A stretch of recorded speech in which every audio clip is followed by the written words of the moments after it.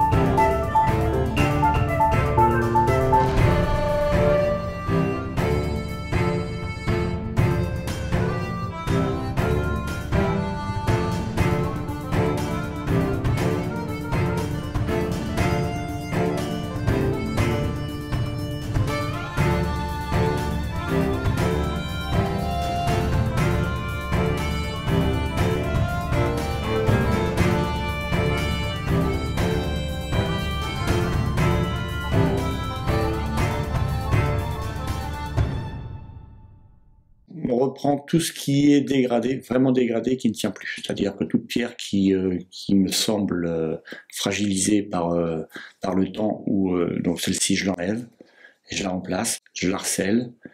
Après ça, on fait un traitement intérieur des murs, c'est-à-dire on injecte de la chaux pour renourrir les murs de l'intérieur, ce qui est très important. C'est pareil, c'est une chose qui ne se voit pas d'extérieur, mais qui prend beaucoup de temps aussi. Parce qu'en fait, c'est des litres de liquide, de chaud qu'on met à l'intérieur. Ici, on a dû en mettre près de 2-3 000 litres. Ensuite, une fois qu'on a fait ça, qu'on a bien restructuré l'intérieur, on passe au traitement extérieur, c'est-à-dire là, on refait les enduits, piquetage, enduit, brossage. Et une fois qu'on a fait tout ça, on démonte l'échafaudage et on passe à la phase plus bas. En fait, on commence toujours par le haut parce que si on commençait par le bas, dès qu'on se mettrait à faire le haut, on salirait le bas. Donc c'est pour ça qu'on commence toujours par le haut.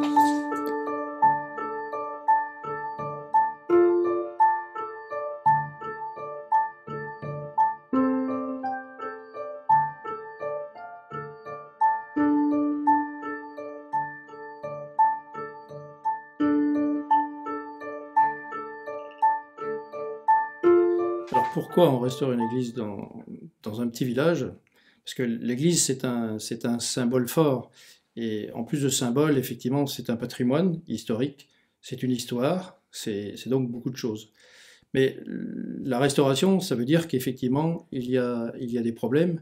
Et quand on a la responsabilité, quand on endosse la responsabilité de maire, on a aussi un problème de sécurité.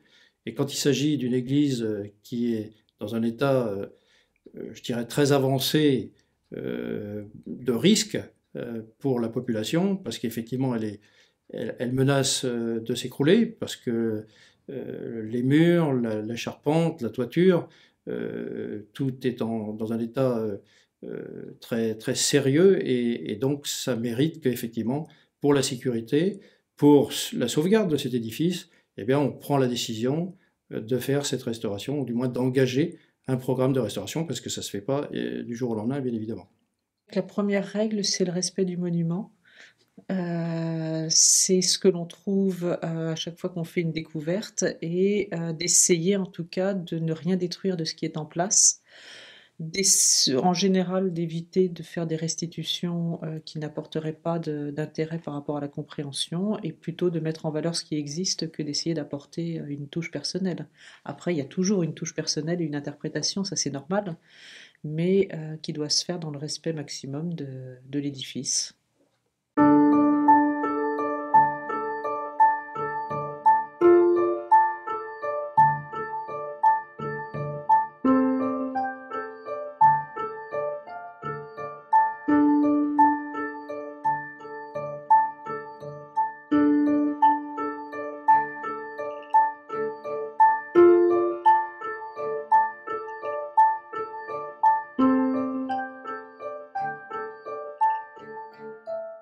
Dans la charpente, on avait des pièces de bois qui étaient complètement pulvérulentes, on peut pas, mécaniquement, qui n'assurent plus leur rôle mécanique, qu'il faut bien remplacer.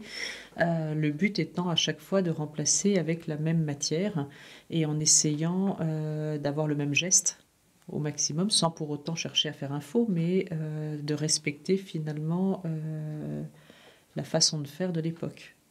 On est d'abord des conservateurs, architectes restaurateurs, et donc le but c'est quand même de respecter au maximum la matière authentique. Et c'est vrai que même pour les pierres, lorsqu'on peut recoller 2 morceaux de pierre et les remettre en place, on préfère faire ça que de mettre une pierre neuve.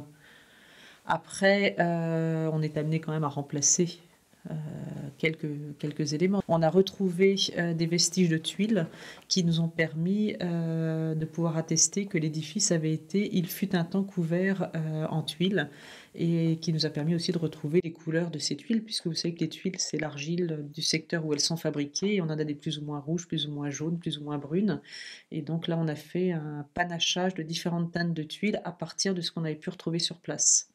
Sachant qu'on a retrouvé un petit détail intéressant dans les maçonneries aussi, des tuiles que l'on appelle des tuiles baugeoises, qui sont des tuiles canal qui étaient utilisées surtout dans cette région du Maine-et-Loire, du sud de la Sarthe et visiblement jusqu'à Saint-Christophe, puisqu'on en a trouvé 3 ou 4.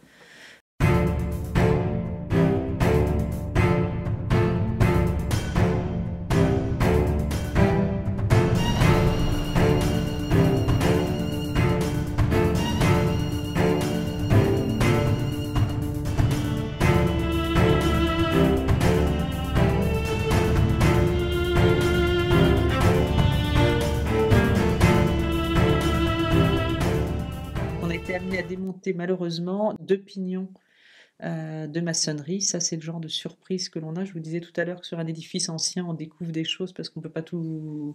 Une fois qu'on est échafaudé, il y a des choses que l'on peut découvrir et on s'est rendu compte que 2 pignons étaient très instables et menaçaient de tomber. Et on a été obligé de les démonter et de les remonter avec les mêmes pierres. On n'avait pas forcément imaginé que la restauration prendrait une telle ampleur.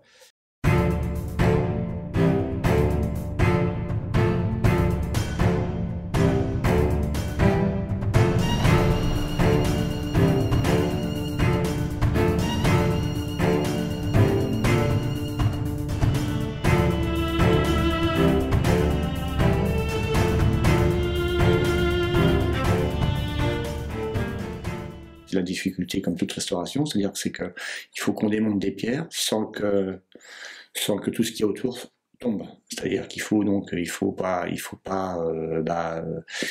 piocher dedans comme des bourrins. C'est-à-dire qu'il faut vraiment faire attention à ce qu'on fait. C'est-à-dire quand on démonte quelque chose, on regarde autour si structurellement ça ne va pas tomber. Donc c'est beaucoup d'étaiements, beaucoup de réflexion en fait aussi. En fait, on n'est pas des démolisseurs quand on arrive.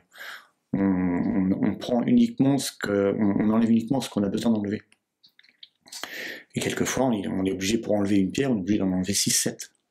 Parce que structurellement, si on n'enlève qu'une seule pierre, après, ça peut être une difficulté. Tout ça, c'est un travail qui se réalise au fil des années, et avec de l'expérience, au bout d'un moment, on n'a plus beaucoup... Enfin, on a toujours des difficultés, mais par contre, on les connaît. Donc à partir de là, il n'y a pas de souci. On est tous là pour que le bâtiment ressorte gagnant, ressorte vraiment beau. Donc on aime, enfin généralement quand on est dans ce métier, on aime notre métier, ce qui fait qu'on aime faire bien notre travail simplement. Les gens qui ont bâti ça, en fait, justement, c'est leur donner un petit peu, il faut leur rendre ce qui est à eux, c'est eux qui l'ont fait. Nous, on ne fait que le restaurer.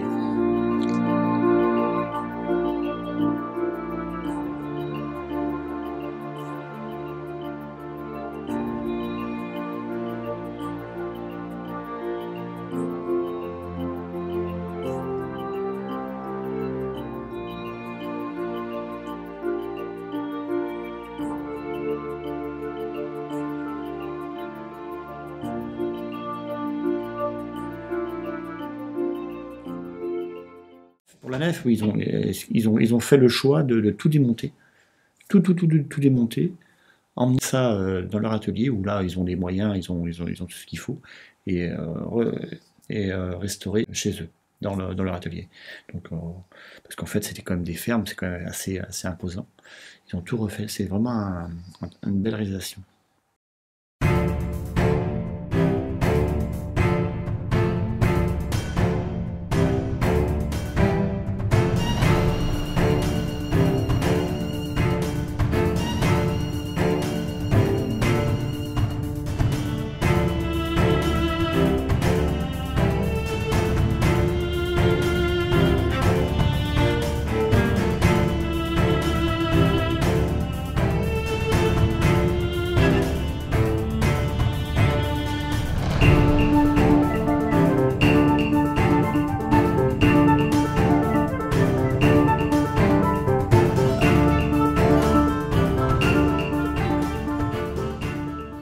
On est sur une voûte qui pourrait être située autour du XVIe siècle, donc constituée de lambris et de couvre-joints.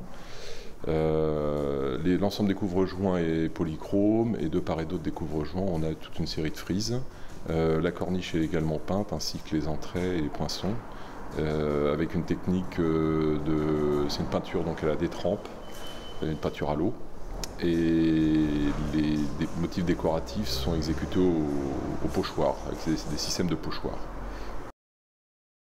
Une chance, je pense, que l'on a dans mon métier, c'est que comme on intervient sur des édifices qui existent, on ne construit pas ex nihilo un édifice, donc on intervient sur un édifice qui est devant nous, qui existe. Je vous ai dit au début qu'on observe, on essaye de tout observer, mais il y a aussi des choses qu'on ne peut pas voir au début, qu'on découvre en cours de chantier. Ça a été le cas par exemple pour toutes les baies nord de la nef.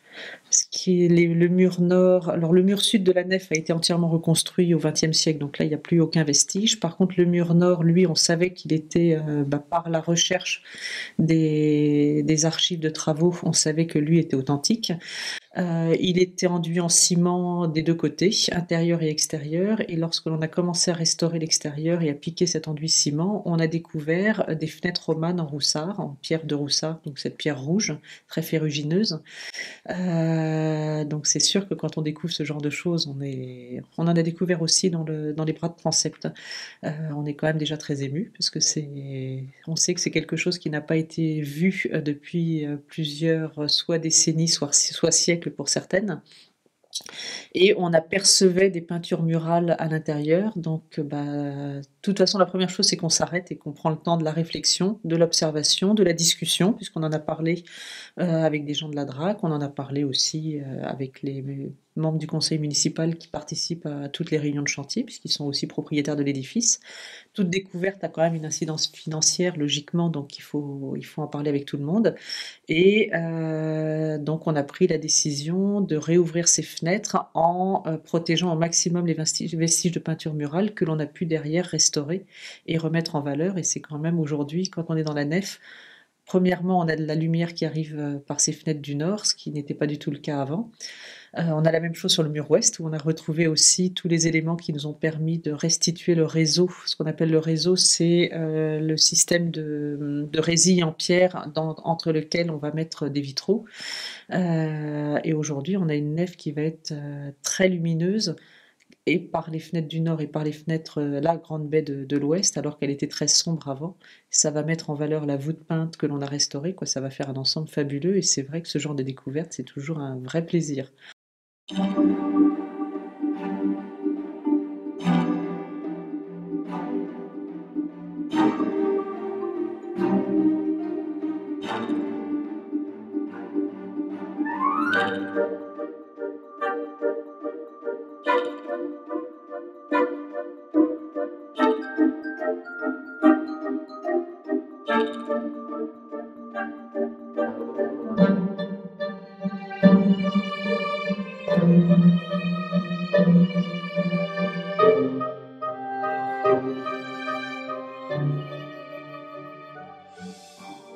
Comme on avait tout démonté, on ne pouvait plus se servir de cette église, et donc il fallait revenir à l'intérieur, reprendre les enduits intérieurs, et puis faire toutes les découvertes qu'on a pu faire à l'intérieur, parce que là aussi, on a découvert des témoignages d'une certaine époque avec des transformations.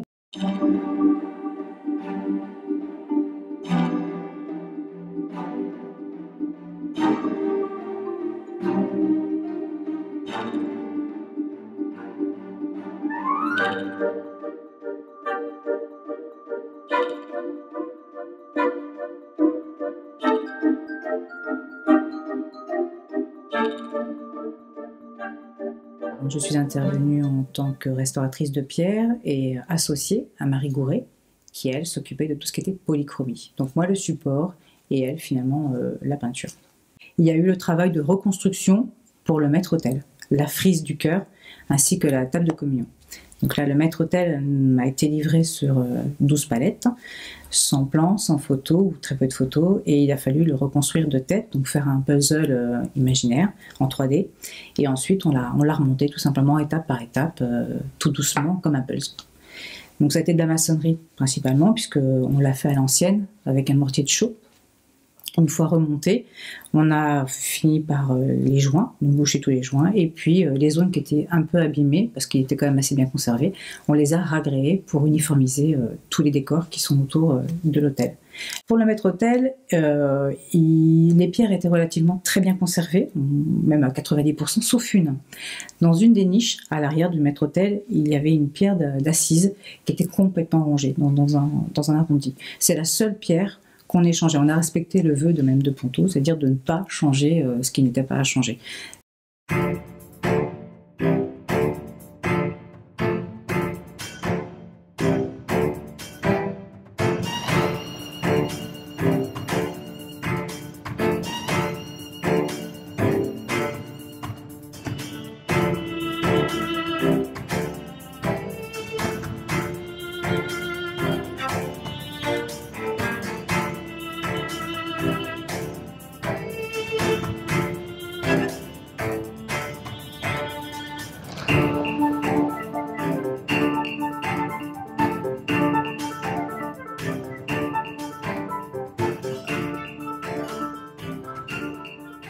La conservation des polychromies, c'est vraiment conserver la couche picturale, les couches picturales anciennes et leur redonner une lecture et faire en sorte qu'elles continuent à exister dans le temps.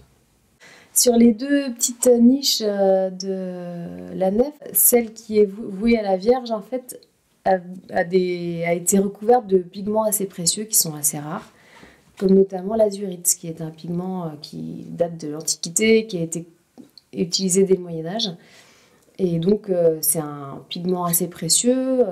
Voilà. C'était assez intéressant de trouver ça dans un lieu comme Saint-Christophe. On a des découvertes aussi dans les bras de transept où on retrouve des chapiteaux, on a retrouvé des éléments de chapiteaux et de portes romanes qui devaient donner dans des culs de four, donc des petites chapelles arrondies orientées à l'est et qui ont disparu. Donc c'est pareil, c'est poser la question de savoir si on les mettait en valeur, si on ne les mettait pas en valeur. Ce qui était sûr, c'est qu'on ne les détruisait pas, on les laissait en place.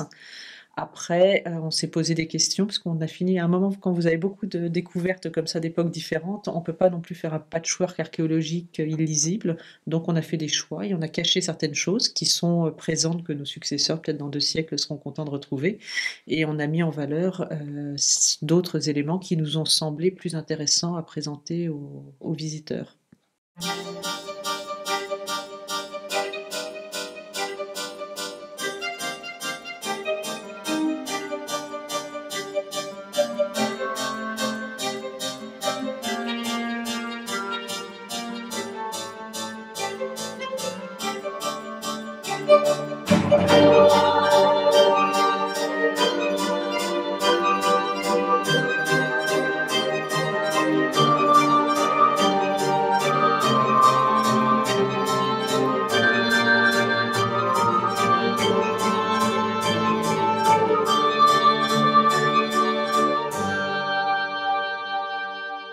le service des monuments historiques a autant vocation pour moi à sauver le savoir-faire qu'à sauver les monuments.